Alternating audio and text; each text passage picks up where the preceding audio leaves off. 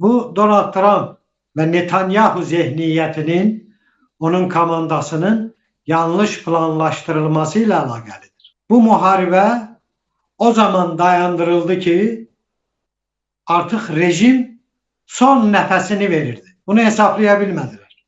İran'ın en derinliklerinde olan Sepah'ın bütün bazaları, yerüstü, yeraltı, bütün istehsal müesseseleri mahvedilmişti. Bəsiş dediğiniz qüvvələr, yarım hərbi qüvvələr, polisler körpülerin altında gizlenip Allah'a yalvarmakla meşguluydular ki bombalardan sığortalanabilsinler. Bu bir son idi. Niye muharebe dayandırıldı? Mesele oradadır. Meselenin cevabı oradadır. Ve muharebe dayandırılandan sonra ne oldu? Artık yeraltı vurulmuş.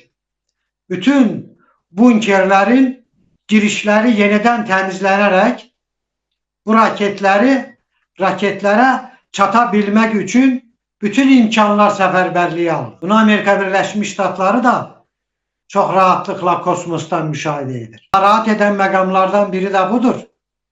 Ve dolayısıyla kısa müddetli hərbi əməliyyatların keçirilmesi bir de buna hesaplanır. Bu yeni hərbi fazanın, mərhələnin başlamasının heç də uzaqda olmadığını göstərir.